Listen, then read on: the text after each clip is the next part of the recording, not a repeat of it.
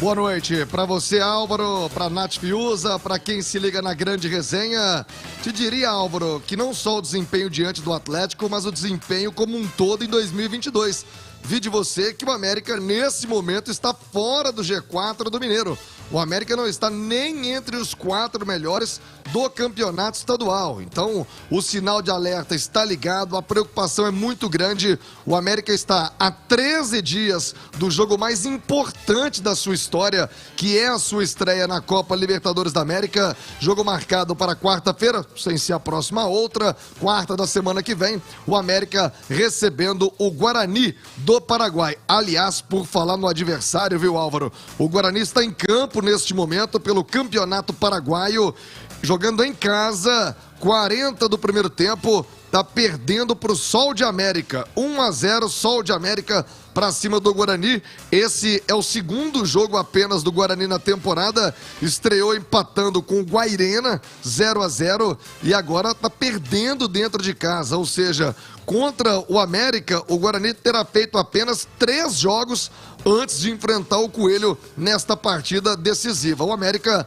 você informou ainda há pouco, fechou a 6ª rodada, vai ter ainda mais 2 jogos, 8 partidas antes de enfrentar o Guarani. Em tese, deveria estar muito mais preparado que o seu adversário, mas pelo futebol apresentado nas últimas partidas, o alerta tá ligado. Conversei hoje com pessoas da diretoria, a torcida nem se fala, né? Nas redes sociais, muita gente cobrando, principalmente, Álvaro, na parte ofensiva. O América peca demais. Se você pegar o jogo de ontem, sequer um chute no gol, um lance de perigo, uma jogada mais aguda, né? O América roda muito a bola no meio campo, mas não consegue finalizar, não consegue ter uma jogada aguda. E convenhamos, né, Álvaro? O ataque deste ano é pior do que o ataque do ano passado, que já não era lá grandes coisas, mas dependia muito do Ademir. Com a saída dele, não houve uma reposição à altura e a situação do Coelho é muito preocupante. Quero a sua opinião e também da Nath Fiuza, Álvaro. Eu não sei se a aposta feita no Wellington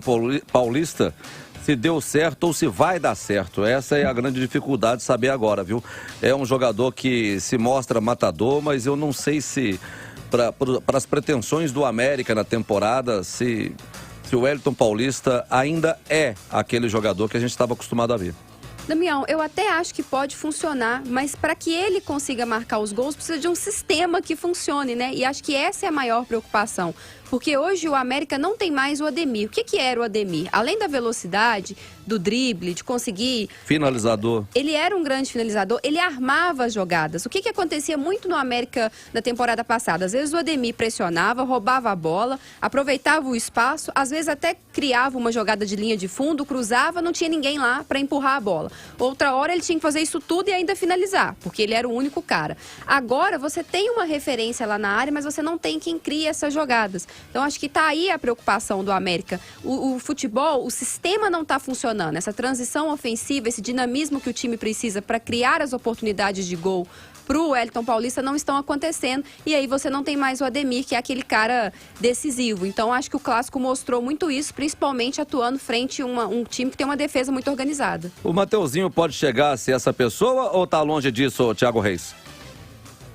Ah, pode, né, Álvaro? Eu acredito, eu gosto do potencial do Mateuzinho. Só que a gente tem que lembrar, principalmente o ouvinte da grande resenha, Mateuzinho ficou quase 1 ano parado. Mateuzinho estava no futebol de Israel, pouquíssimo aproveitado por lá, inclusive teve problemas psicológicos muito sérios, passou por uma depressão pesadíssima enquanto esteve em Israel. Então, além de se recuperar psicologicamente e também fisicamente, acho que ainda leva um tempinho para recuperar a sua condição de jogo. Por mais que ontem ele já tenha feito a sua reestreia, mas para jogar na plenitude do que ele pode, com a sua capacidade máxima, ainda vai levar um tempo. Essa é a esperança da diretoria, que o Mateuzinho possa ser essa válvula como era o Ademir. O problema, Damião, é que o Wellington Paulista faz até a função do centroavante, mas o outro jogador de beirada pedido pelo Marquinhos Santos foi o Henrique Almeida. E esse, infelizmente, com todo respeito ao Henrique, dizem ser um cara muito bacana, muito legal, mas se você pega a trajetória do Henrique no futebol,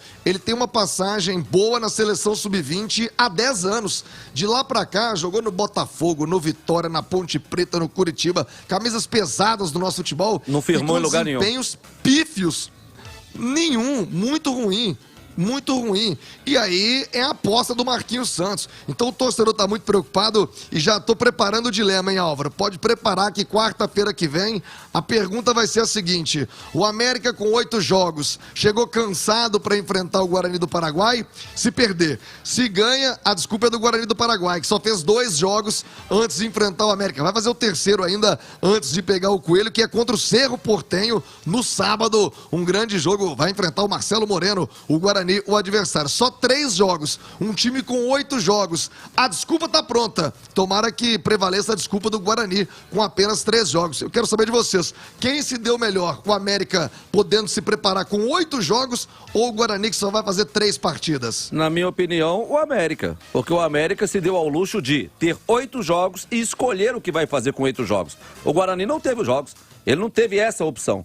Ele teve que trabalhar com a única opção que ele tinha. O América, se quisesse fazer desses 8 jogos apenas 3, era a opção dele, Natália. Sim, e aí você teve margem para testar, para colocar os reforços em campo, para entender o melhor dinamismo desse time. A gente não pode deixar de lembrar que o América teve muitas mudanças. Trocou a sua linha defensiva toda, perdeu a sua principal referência no ataque. Mas eu acho que acabou utilizando mal esse tempo, viu, Damião? Me preocupa. Eu acho que o América... teve a questão do Covid também, que tirou alguns jogadores das últimas partidas, mas eu esperava já, a essa altura do campeonato, um América mais encorpado, já que a gente está muito perto, né, do dia já da estreia na Libertadores. E essa partida pela Libertadores contra o Guarani Paraguaio, como você disse, né, Thiago, é a partida dos sonhos do torcedor do América. É a partida que o torcedor sempre sonhou com ela. É ver o América na Copa Libertadores da América. E que o América consiga chegar para esse jogo, pelo menos encorpado, né, Thiago? O Álvaro, o torcedor está tratando esse jogo como o mais importante da história do clube, né? É a primeira vez do América numa competição internacional e já de cara numa Libertadores. Se você não quiser nem colocar a parte esportiva na balança, pensa na parte financeira. O América avançando, $1 milhão. Se passa da outra fase, mais $1 milhão e garante mais 4 ou 5 milhões de dólares, pelo menos, jogando a fase de grupos. Se passa pelo Guarani, já garante no mínimo uma participação também, se for eliminado na fase seguinte, na Copa Sul-Americana. Então esse jogo é crucial, é muito importante. E a Nath foi muito feliz quando falou do planejamento do América, né, que não deu certo.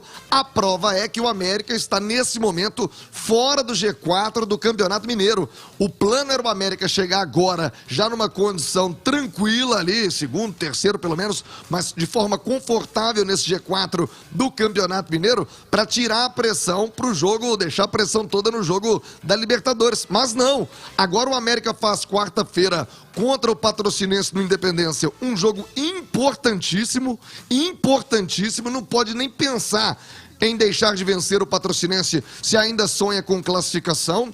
E depois tem uma viagem desgastante no fim de semana para Patos de Minas. Então essa viagem para Patos era para ir com aquele time C, para ir lá tranquilo, o que der é isso mesmo, o foco iria estar todo na Libertadores. Agora não, tem que ganhar do Patrocinense e vai ter que puxar pontos lá em Patos de Minas. Então o planejamento que seria colocar um time bem alternativo contra o RT, talvez não seja possível. Vai ter que desgastar jogadores com viagem, com a partida difícil lá no Zama Maciel contra o RT, porque queimou cartucho antes da hora, não somando pontos importantes, como por exemplo o empate diante do Atlético. Eu nem coloco na conta o clássico com o Atlético, porque naturalmente o Atlético é favorito. Por mais que o torcedor fica pé da vida, e com razão, quase 20 jogos sem vencer o Atlético, é um clássico, nem coloco na conta, viu, Damião? Mas o restante do América não foi bom, e por isso eu disse em manchete, sinal de alerta ligado no Coelho,